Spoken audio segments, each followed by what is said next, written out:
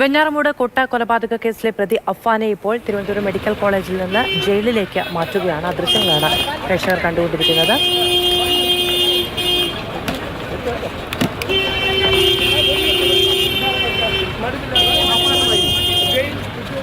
ഉമ്മയും സഹോദരനും സുഹൃത്തും മറ്റ് ബന്ധുക്കളുമടക്കം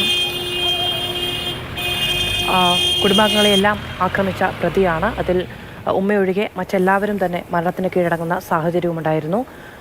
അഫാൻ എലിവിഷം കഴിച്ചു എന്ന് അന്ന് അഫാൻ പറഞ്ഞതിനെ തുടർന്ന് ആശുപത്രിയിൽ ചികിത്സയിലേക്ക് കൊണ്ടുപോയത്. അഫാനെ ഇപ്പോൾ ജയിലിലേക്ക് മാറ്റുന്ന ദൃശ്യങ്ങളാണ് കാണുന്നത്. അവിടെ നിന്നും ജിബിൻ JB കൂടി വിവരങ്ങളുമായി ചേരുന്നുണ്ട്. ജിബിൻ, അഫാനെ ഇപ്പോൾ ജയിലിലേക്ക് മാറ്റിയിരിക്കുകയാണ്. ആശുപത്രിയിലായിരുന്നു ഇത്രയും നാളും.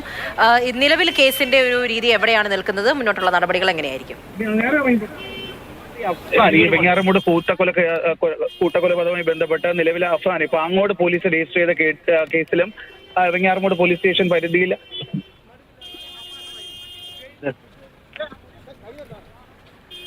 വെഞ്ഞാറമൂട് ബന്ധുക്കളടക്കം 5 പേരെ കൂട്ടക്കൊല ചെയ്ത പ്രതി അഫാനെ ഇപ്പോൾ തിരുവനന്തപുരം മെഡിക്കൽ കോളേജിൽ നിന്നും ജയിലിലേക്ക് മാറ്റുകയാണ്. ഏറെ ഞെട്ടലോടുകൂടി നമ്മൾ കണ്ടതാണ് ഓരോ കൊലപാതകത്തിന്റെ വിവരവും. അഫാന്റെ മൊഴികളും എല്ലാം തന്നെയും എലിവിഷം കഴിച്ചിരുന്നു. അതിനെ തുടർന്ന് അഫാനെ ആശുപത്രിയിലേക്ക് മാറ്റിയിരുന്നു.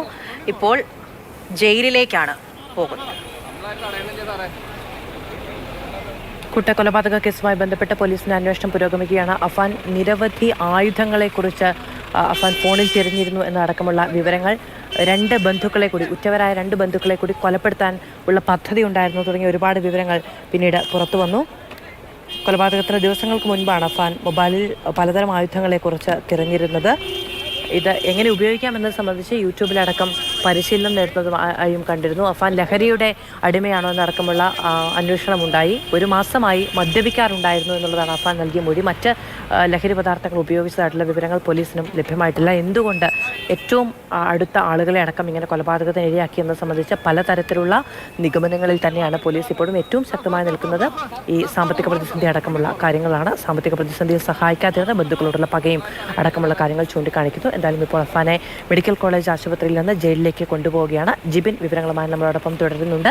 ജിബിൻ, ഇത്രയും ദിവസവും അഫാന്റെ ആരോഗ്യനില സംബന്ധിച്ചുള്ള ആശങ്കകളായിരുന്നു ആശുപത്രിയിൽ തുടരാനുള്ള കാരണം.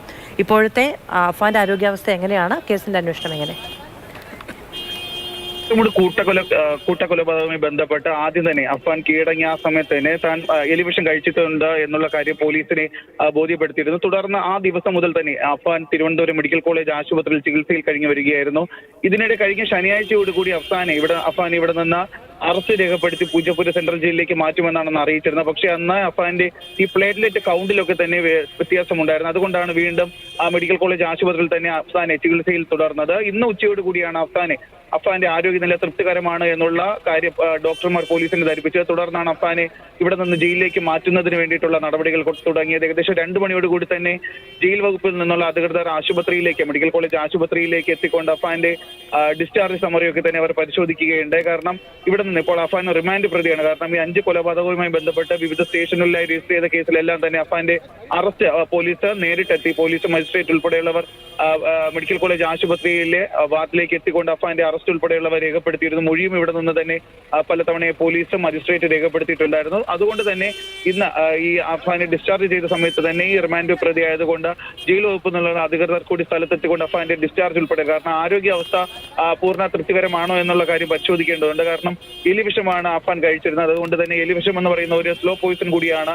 കാരണം ദിവസങ്ങൾ എടുത്തതിന് ശേഷം മാത്രമേ അത് മനുഷ്യ ശരീരത്തിൽ അതിന്റെ ഒരു പ്രത്യാഘാതമൊക്കെ ഉണ്ടാവുകയുള്ളൂ. അതുകൊണ്ട് തന്നെ വിശദമായ പരിശോധനയ്ക്ക് ശേഷമാണ് ഇപ്പോൾ അഫാനെ ഈ തിരുവനന്തപുരം മെഡിക്കൽ കോളേജ് ആശുപത്രിയിൽ നിന്ന് പൂജപ്പുരയിലേക്ക് മാറ്റിയിട്ടുള്ളത്. ഉടൻ തന്നെ എന്തായാലും ഈ ഒരു കേസുമായി ബന്ധപ്പെട്ട 5 കൊലപാതകങ്ങളാണ് അഫാൻ നടത്തിയിരിക്കുന്നത്. ഈ 5 കൊലപാതകങ്ങളും അത് 3 സ്ഥലങ്ങളിലായിട്ടാണ്. അതുകൊണ്ട് തന്നെ വിവിധ പോലീസ് സ്റ്റേഷനുകളിലാണ് ഈ കേസുകളും രജിസ്റ്റർ ചെയ്തിട്ടുള്ളത്. ഇതിലെല്ലാം അറസ്റ്റ് രേഖപ്പെടുത്തിയിട്ടുണ്ട്. എന്തായാലും നാളെയോടുകൂടി കുറേ ദിവസങ്ങളായി കൊലപാതകത്തിന് ശേഷം ജയിലിൽ തുടരുകയായിരുന്ന അഫാനെ പൂജപ്പുര ജയിലിലേക്ക് മാറ്റുന്ന ദൃശ്യങ്ങളാണ് പ്രേക്ഷകർ കണ്ടത്.